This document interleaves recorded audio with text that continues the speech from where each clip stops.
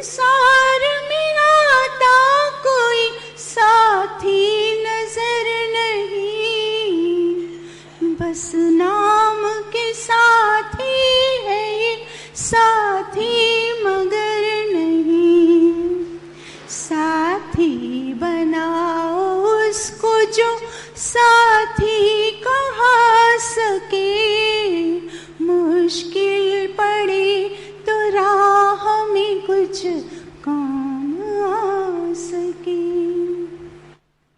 पापों में सदा मन को लगाते चले गए, बदियों का ही सामान बढ़ाते चले गए, लेकिन न कभी धर्म को अपना बना सके।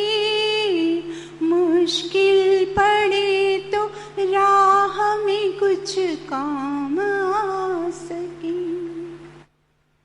दुनिया की चकाचौंध में जीवन बिता दिया, अनमोल समय पाके भी तूने गवा दिया। मानव वही है इसका जो फायदा उठा सके। मुश्किल पड़े तो राह में कुछ काम आ सके।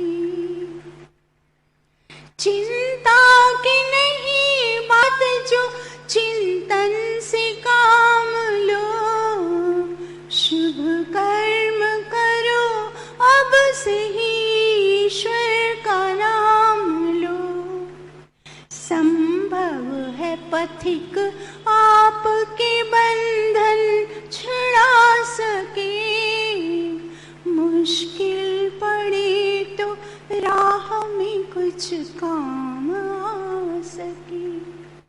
ऐसी कमाई कर लो कि जो संग जा सके। मुश्किल पड़े तो राह में कुछ काम आ सके।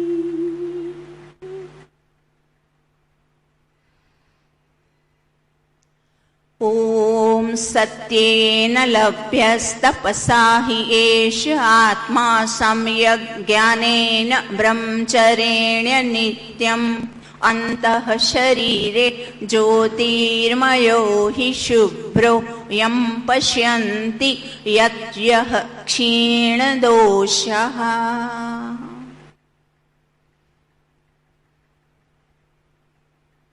हम मंत्रों को, वेद के मंत्रों को आत्मसात कर रहे हैं। जीवन के मुख्य लक्ष्य का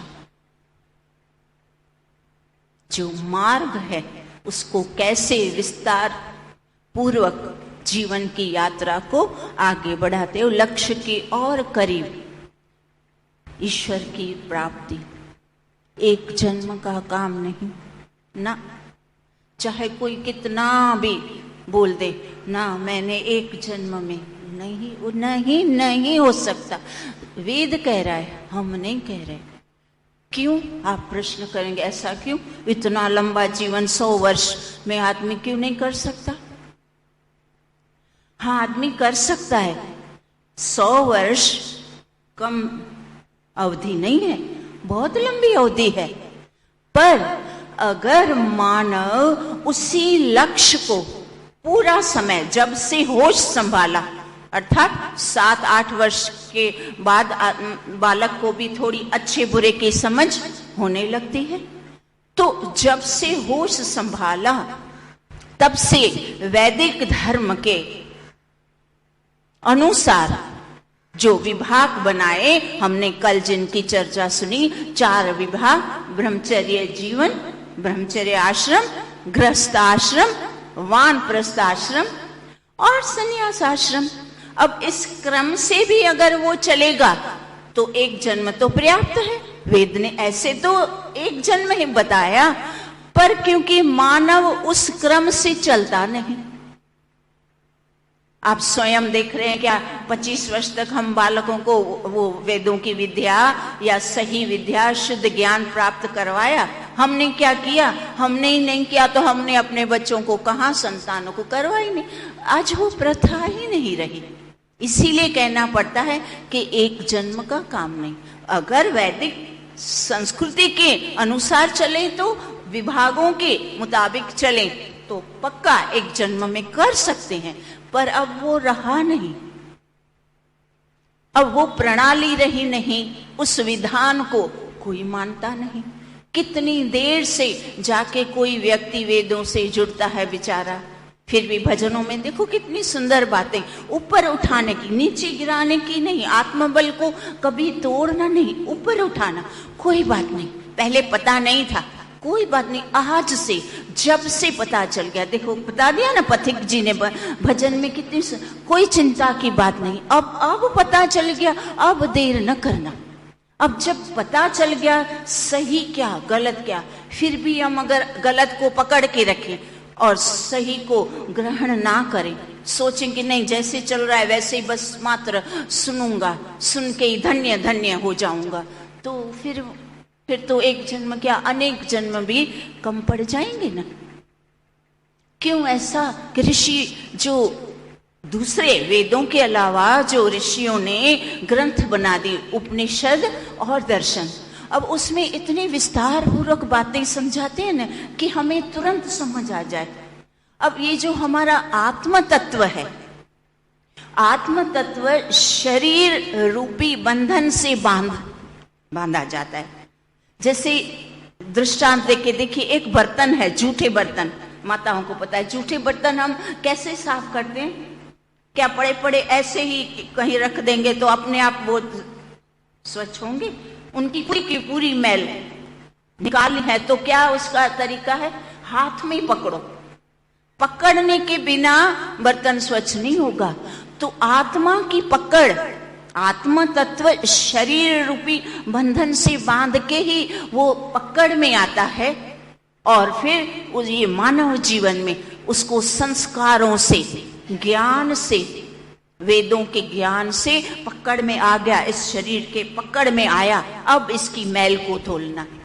इस तरह से ये जो मानव जीवन को इतना सुंदर ये पकड़, आत्मा को पकड़ के कोई घिस रहा है हमें, जैसे माता जूठे बर्तन को हाथ से पकड़ के रगड़ रगड़ के मस्त स्वच्छ चमका चमकीला, कुछ बर्तन देखो आप ऐसे चमक चमक के सोने जैसे चमका देती है, जोर से जितना अधिक रगड़ा घिसा उसकी स्वच्छता तो स्वच्छ हो गया, चमक गया, निखर गया, सोने जैसा चमकने दमकने लगा।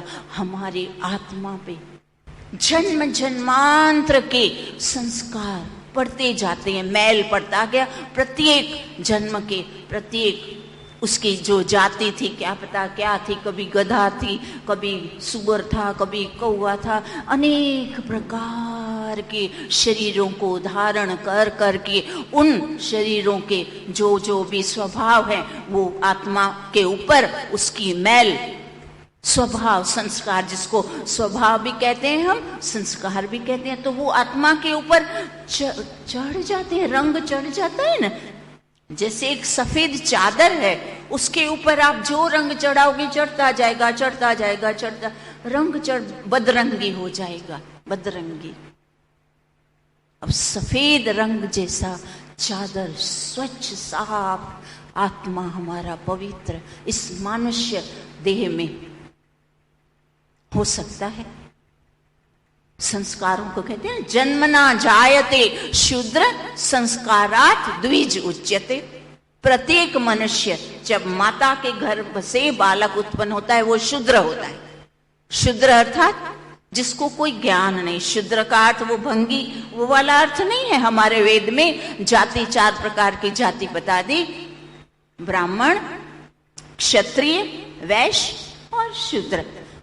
अर्थात जो जो कर्म कर रहा है उस कर्म के अनुसार उसको वो जाति का नाम दिया गया। माता के गर्भ में से कभी जाति, ब्राह्मण के घर अगर कोई संतान उत्पन्न हो गई तो हम उसको ब्राह्मण नहीं कह सकते। वेद ने कहा ना, उसको ब्राह्मण नहीं कह सकते। तो क्या हुआ, ब्राह्मण के घर उत्पन्न हुआ तो उसके संस्कार वो कैसे कर्म कर रहा है, उसने कौन सा चुना है कार्य, उस कार्य के अनुसार उसको वो उपाधि दी जाएगी। अगर वो ब्राह्मण के कार्य कर रहा है, वेद पढ़ रहा है, वेद पढ़ा रहा है, हवन कर रहा है, करा रहा है, ब्राह्मण के ये इस प्रकार के 6 दान दे रहा है, दान ले रहा है, ये अगर 6 कार्य कर रहा है तब उसको ब्राह्मण कह सकते हैं।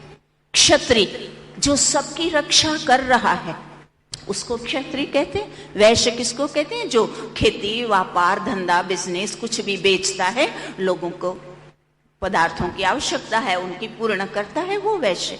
अब ये तीनों काम जो मनुष्य नहीं कर सकता, बुद्धि भी नहीं, धन भी नहीं, शरीर में बल भी नहीं कि मैं किसी की रक्षा करूं, कुछ व्यापार करने की भी कोई जुगाड़ नहीं, अब तीनों काम मनुष्य जो नहीं कर सकता, तो आखिर उसको जीवन निर्वाह तो करना है, तो क्या करे? तब वेद ने क्या बता दिया, वेदों में इतनी सुंदर व्यवस्था। तब वो व्यक्ति जो ये तीनों काम नहीं कर सकता, वो तीनों की मददगार बन जाए, सहायक बन जाए, हेल्पर बन जाए, हेल्प करे हर तरह से, क्योंकि हेल्प की तो सबको जरूर होती है, सारा कार्य व्यक्ति अकेला अच्छे से नहीं कर सकता, तो एक हेल्पर मिल गया, वो आपके सारे छोटे मोटे आपके जो भी कार्य है वो कार्य करे, और आप उसको उसके बदले में उसके जीवन के निर्वाह की जो जितनी भी आवश्यकताएं हैं, जितना भी धन है, वो उसको आप पूर्ण करो। वो तीनों को आदेश दिया गया कि अब ये चौथे हेल्पर को, शूद्र को, आप इससे मदद लो और उसके एवज में, उसके बदले में उसकी सारी जीवन की आवश्यकताएं पूर्ण करो। अब बताइए, इस व्यवस्था को कहीं भी कोई दोष आना चाहिए? कितनी सुंदर व्यवस्था है, पर लोगों ने इस अर्थ ही बदल डाला। ब्राह्मण के घर ब्राह्मण, हम तो उच्च, अपने आप को उच्च, और दूसरे सारे निचले शूद्रों को क्या त्रास, आप सबको जानते हैं, मंदिर नहीं आना, छूना नहीं, ये वो क्या है, क्या कर दिया, अर्थ का अनर्थ बना दिया। वेदों की इतनी सुंदर मंत्रों का अर्थ का अनर्थ बना के पूरे वेदों से दूर भी कर दिया। वेदों से किसको श्रद्धा रहेगी? आज पढ़े लिखे लोगों से, कितने लोगों के मुंह से मैंने स्वयं सामने से बोले, क्या बहन जी आप क्या वेदों ने तो सर्वनाश किया मानव जाति का, हमारे भारत में सत्यानाश कर दी, क्या भेदभाव बता दिया, ये क्या ब्राह्मण शूद्र लगा दिया। बताओ, पढ़े लिखे बड़े बड़े ऑफिसरों की ये विचार दृष्टिकोण बना दिया। क्यों? क्योंकि अर्थ का अनर्थ कर दिया। अगर सही अर्थ में जो अभी मैंने सुनाया, इतनी छोटी सी बात, 10 मिनट में उसका अच्छे से सही अर्थ हो गया, जाति तो वो तो आवश्यक था ना, नहीं तो फिर संसार में कोई भी, ये जो समाज है, संसार है, ये बहुत बड़ा समाज है, इसको व्यवस्थित चलाने के लिए तो कोई योजना तो चाहिए ना। इतनी सुंदर योजना का अर्थ गलत कर दिया, लोग वेदों से दूर हो गए। नहीं नहीं नहीं, ऐसी बेकार भेदभाव वाले वेद को हम नहीं मानते, नहीं मानते। इतना भेदभाव सिखाया, वेद ने ही सिखाया, नहीं वेद में ही है ये जातिवाद, ब्राह्मण शूद्र क्षत्रिय वेद में ही है, वेद में ही है, वेद नहीं मानते, नहीं मानते। मेरे 5 मिनट की बात से वो नहीं मानते, बोलते ना, वर्षों से ये जो इतना भेदभाव ये वेदों से ही उत्पन्न हुआ, वेदों में ही सिखा गया। मनुस्मृति को तो लोगों ने बेंगलोर में जो पढ़े लिखे, आपने बीच में टीवी पे भी जला रहे थे, नहीं चाहिए ऐसे ऐसे आप लोगों के ग्रंथ, हिंदू धर्म के ग्रंथ भेदभाव कराते हैं, अव्यवस्था कराते हैं, ऐसा सब भ्रांति उत्पन्न हो गई। तो वेदों के मंत्र को आता है तो ठीक ठीक आता है, अर्थ तो करो, नहीं आता मत करो, अर्थ का अनर्थ करके लोगों को भ्रांतियों में फंसा दोगे। कर्म बताने वाले के तो कर्म चढ़े, पर आगे कितना सारी दुर्व्यवस्था फैला दी, कितना बड़ा दुष्कर्म कर दिया, लोगों को वेदों से दूर कर दिया। आज कुमार्ग पे सब कितने अलग अलग संस्कार, अलग बातें, क्या पता क्या, इतनी सुंदर बातें। तो संक्षिप्त में हम बात करें तो हमारा विषय चल रहा था कि ये जो 4 व्यवस्थाएं, ब्रह्मचर्य, गृहस्थाश्रम, कितना सुंदर गृहस्थाश्रम का कितना अनर्थ कर दिया है, जरा समझ नहीं, घुस गए, आखिरी श्वास तक, मरते दम तक बस यही करेंगे। इतना मोह माया। अरे 80 साल का वृद्ध, 80 साल की वृद्धा महिला, वो ही का वो ही, जैसे मैं आज शादी करके घर आई, उतना आधिपत्य। ये क्या है? क्या ऐसा सिखाया था? इस तरह का गृहस्थ आश्रम था ही नहीं। बस गृहस्थ आश्रम, आपकी बहू बेटों ने विवाह कर दिया, अब उनका गृहस्थ आश्रम प्रारंभ हुआ, आपका संपन्न हुआ। अब आप वानप्रस्थी हैं, नहीं जा रहे हैं वनों में, कोई बात नहीं, घर में थोड़ा तो अपने आप के अंदर परिवर्तन लाए जरा सा। देखो सांख्य दर्शन में, कल ही मैं पढ़ रही थी, तो सांख्य दर्शन में विवेक उत्पन्न कैसे हो, तो उसके उपाय बता रहे थे। अब उसमें उपाय बताने में क्या बता रहे थे कि विवेक ज्ञान से उत्पन्न होता है। अब ज्ञान से उत्पन्न तो होता है, पर उसमें भी 3 प्रकार के श्रोता होते हैं। एक होता है मंद गति का, जो बस सुनता है, सुनता ही रहता है, हाँ करूंगा, धीरे धीरे, मंद गति। दूसरा श्रोता होता है मध्यम गति का, नहीं सुना, आगे बढ़ते जाओ, सुना तो करते जाओ, जो सुना पहले तो पता नहीं था तो नहीं किया, अब सुन लिया, पता चल गया, सही है, नहीं करते जाओ, मध्यम श्रोता करता गया, विवेक उत्पन्न होता गया। तीसरा क्या बताया? अति शीघ्र तीव्र गति वाला, फटाफट, नहीं मेरे पास समय कहाँ है, क्या पता मैं तो कल मर जाऊं, मृत्यु तो, वो ज्ञान में तो ये बात भी आ गई कि मृत्यु तो कभी भी आ सकती है, ये तो सबको पता है, तो मेरे पास समय नहीं, अब तो मेरे पास जरा समय नहीं, मुझे अब इसी जन्म में बहुत आगे की जितनी मैं दौड़ लगा सकता हूं लगाऊंगा, चाहे बाद में मुझे एक जन्म लेना पड़ेगा चलेगा, पर मैं जितना जल्दी हो सके शीघ्रता अपने लक्ष्य को पहुंचूंगा। तो 3 प्रकार के श्रोता, ज्ञान से विवेक उत्पन्न करना, तो मंद गति अर्थात मंद बुद्धि। क्या हम अपने आप को मंद बुद्धि का समझते हैं? क्या हम सब सच बताएं हम मंद बुद्धि वाले हैं? नहीं, हम तो अपने आप को कितना वो समझते कि बुद्धिमान, और होना भी चाहिए, हम श्रेष्ठ बुद्धिमती जीव हैं। क्यों हम मंद बुद्धि की गिनती में, श्रेणी में हम चाहेंगे? कोई भी चाहेगा कि हाँ मेरी गिनती मंद बुद्धि वालों में हो, मंद जीवों में हो? नहीं, मंद जीवी हम नहीं है। हमारा कर्तव्य है तीव्र गति से, मध्यम भी नहीं, मध्यम बहुत हुआ, वो मध्यम चाल हम चले, अब मध्यम चाल नहीं चलनी, अब तीव्र गति से दौड़ लगा के फटाफट ज्ञान को तत्व ज्ञान में परिवर्तित करके अपने विवेक को उत्पन्न करके, विवेक से ही सब कुछ ठीक होता है। विवेक से ही आप सत्य और असत्य का निर्णय, न्याय और अन्याय, सही गलत, उचित अनुचित का कैसे निर्णय होता है? इस विवेक से ही होता है। विवेक जैसे छाछ को विलोते हैं तो मक्खन निकलता है, ज्ञान को मथने से ये विवेक मक्खन जैसा विवेक उत्पन्न होता है। जैसे मक्खन से ही बल बढ़ता है, विवेक से ही आत्मा का बल बढ़ता है, आत्मा सही और गलत में निर्णय कर पाता है। तो संस्कार, इतने उच्च संस्कार हमारे, जन्म से तो शूद्र की तरह, प्रत्येक बता दिया ना, जन्मना जायते शूद्र संस्कारात् द्विज उच्यते। जन्म से प्रत्येक मानव शूद्र अर्थात अज्ञानी पैदा होता है। प्रत्येक बालक आप देखो उसको क्या कुछ आता है? नहीं, वो उसको सब कुछ संस्कारों के माध्यम से उसके अंदर स्थापित किया जाता है। अब वो हम सब पे, माता पे, पिता पे, आचार्य पे, गुरुओं पे, आस पे, पड़ोस पे, समाज पे, देश पे, सब पे निर्भर है कि हम उस नए आत्मा को जो बालक आया है उस पे हम क्या, कौन से संस्कार स्थापित कर रहे हैं। तो उस पे अच्छे संस्कार, जब हमारे संस्कार, हम सुसंस्कृत होंगे तो हम आने वाली संतानों को भी सुसंस्कारों से सुसज्जित करेंगे और वो अपने लक्ष्य को आगे बढ़ाता जाएगा। गृहस्थ आश्रम सबसे अधिक, चारों आश्रम का ज्यादा श्रेय, ज्यादा भार गृहस्थ आश्रम पे होता है। गृहस्थी को कितना सारा, ब्रह्मचारी आश्रम को संतानें जब तक 25 वर्ष तक पढ़ती है उसको तो पढ़ना है, उसको तो धन नहीं कमाना, तो उसको अभी सारा भार किस पे? गृहस्थी पे। फिर वानप्रस्थी, उसको भी नहीं कमाना, मना कर दिया, बस अब खूब धन कमाया, उसी के पीछे पड़े रहोगे तो आत्मिक उन्नति के लिए समय शक्ति कुछ भी नहीं बचेगा, बस अब धन न कमाओ। वानप्रस्थी का एक ये पहला नियम भी है कि अब उसको धन नहीं कमाना, आत्मा की उन्नति। तो फिर उसकी जो रोटी तो चाहिए ना सबको, जो प्राथमिक जो आवश्यकता है, तो वो कौन पूरी करेगा? वो गृहस्थी करेगा।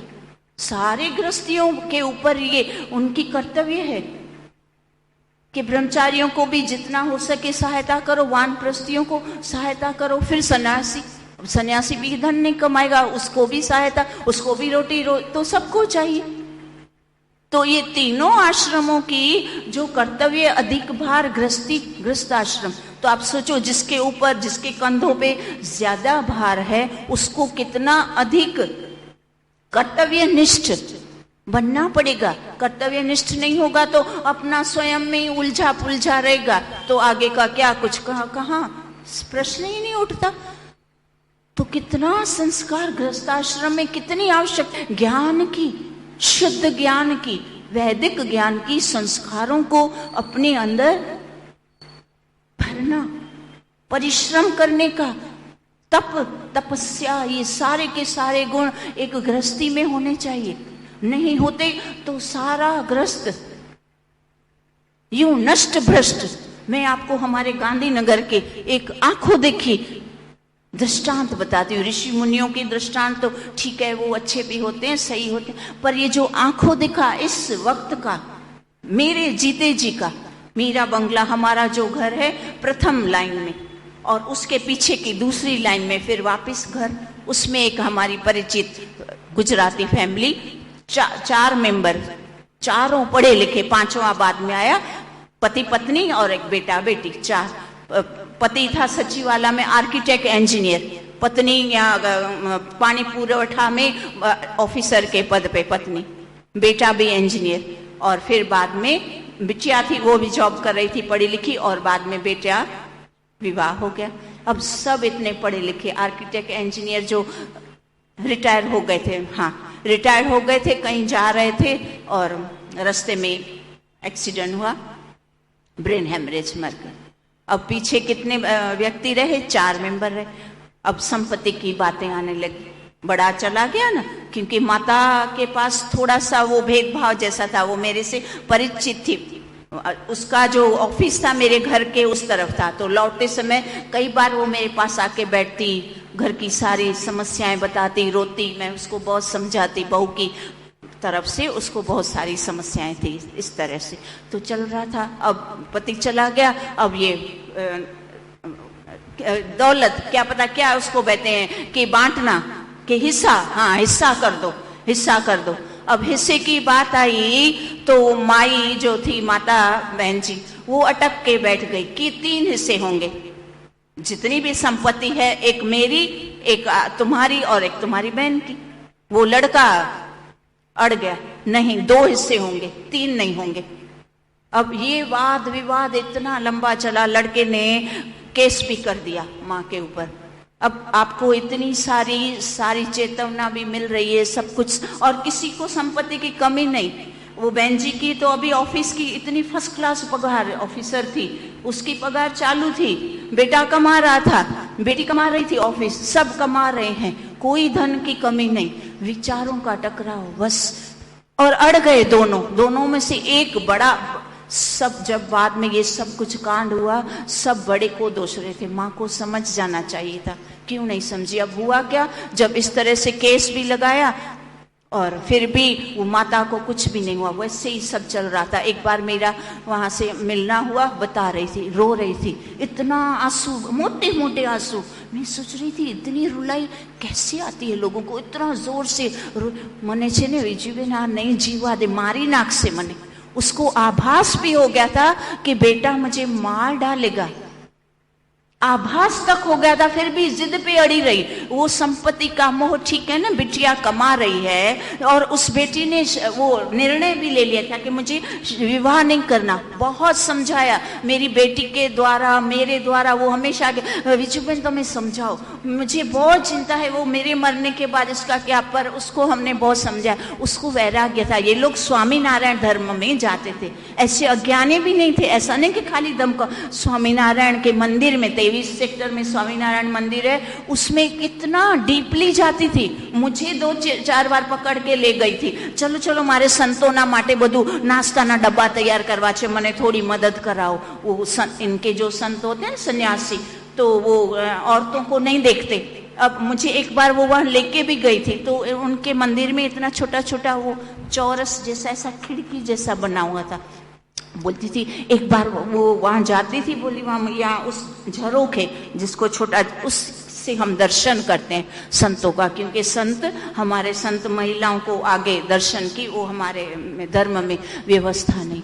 तो इस तरह से वो नाश्ते बना बना के, फिर बेटा ही उसको वो नाश्ते के डब्बे संतों को देने जाता था। अर्थात अधर्मी भी नहीं थे, धर्म से, किसी न किसी धर्म से जुड़े थे, इस तरह से धर्म के कार्य कर रहे थे। पर विवेक उत्पन्न नहीं हुआ किसी का भी, परिवार में एक भी सदस्य का। अब इतनी ये लंबी संपत्ति के लिए लड़ाई हुई। एक बार बेटे ने क्या किया, योजनाबद्ध अपनी पत्नी को, 2 बेटे, एक बेटा एक बेटी थे उसके बहू को, वो बहू को बच्चों के सहित अहमदाबाद, उसको अहमदाबाद में भेज दिया और योजनाबद्ध कोई छुरा लेके माता को छुरे से मार डाला, छुरे से मार डाला। इतने में बहन भी आ गई, पकड़ के उसको भी मार डाला। अब उस लड़की तो जवान होती है ना, उसने हिम्मत करके क्या की, यहाँ से काटा होगा तो फिर अभी भी तुरंत मृत्यु नहीं हुई, तो वो ढहरती ढहरती जो 3 रूम होता है ना बाहर का रूम, वो बाहर से निकल गई, भाग के निकली और उसने क्या किया, बाहर का दरवाजा बंद कर दिया। अब इसने, लड़के ने क्या योजना बनाई थी कि मार के मैं भाग जाऊंगा और सारी संपत्ति का उसने सारी योजना, मानव तो योजना ऐसे बनाते, उसने बना दी।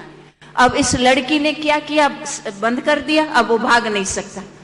अब हो हल्ला मच गया, सारे पड़ोसी इकट्ठे, पुलिस आ जाएगी, सब वो समझ गया, पढ़ा लिखा था, उसको तो पता था 2-2 मैंने ये मर्डर किए हैं, तो क्या मैं बचूंगा क्या, समझ गया। तो उसने क्या किया, एट अ टाइम, अभी दरवाजा खुला भी नहीं, पुलिस आई भी नहीं, निर्णय ले लिया, पंखे से लटक गया। अब बताओ, एक क्षण में 3 सदस्य वहीं के वहीं ढेर, कुछ भी नहीं बचा।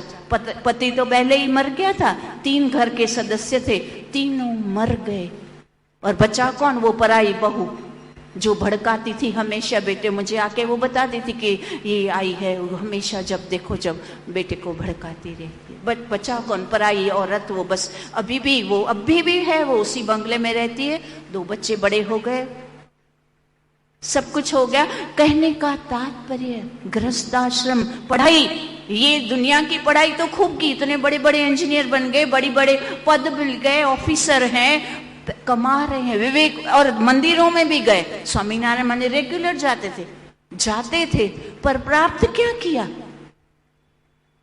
आप किसी भी धर्म से जुड़ो, मना नहीं हमारी, पर कुछ सही ज्ञान तो प्राप्त करो। अब इनके भी संत कोई अच्छी शिक्षा कुछ तो देते होंगे, थोड़ा तो त्याग भावना मन में लाते। सब बाद में सारे लोग ज्यादा माता को दोषी ठहरा रहे, बोले कुछ भी हो, वो बड़ी थी ना, छोड़ देती जिद, पता चल गया ऐसा करेगा तो आज सब जीवित रहते, चली जाती दूसरी जगह, बोलती हाँ उस छोकरी को तो वैसे भी विवाह करना नहीं था, तो उसको कितनी धन संपत्ति चाहिए, कमा रही थी, और फिर तुम्हारे मरने के बाद तुम्हारा हिस्सा उसको मिलने ही वाला था, तो इनफ था, बराबर था।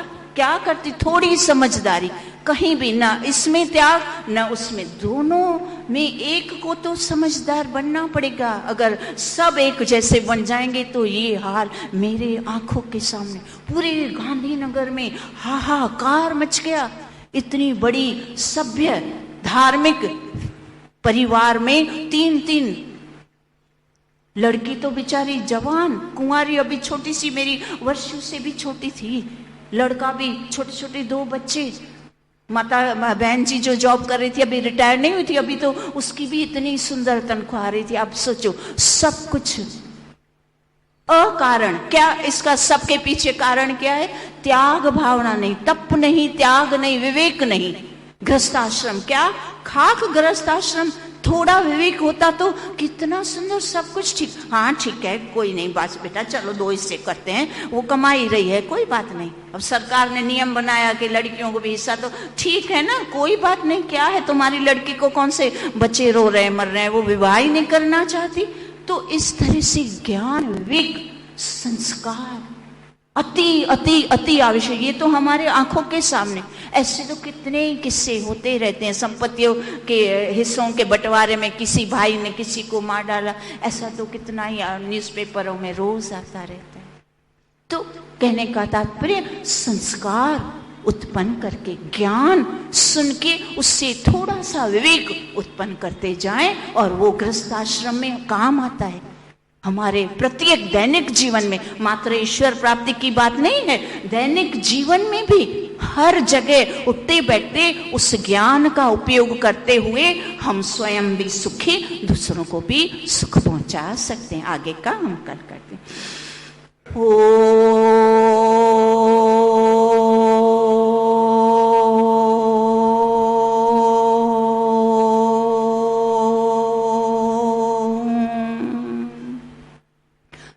शांतिरंतरिक्षम शांति पृथ्वी शांति रापः शांति रौषधयः शांति वनस्पतयः शांतिर्विश्वे देवा शांति ब्रह्म शांति सर्वं शांति शांतिरेव शांति सामा शांतिरेधि।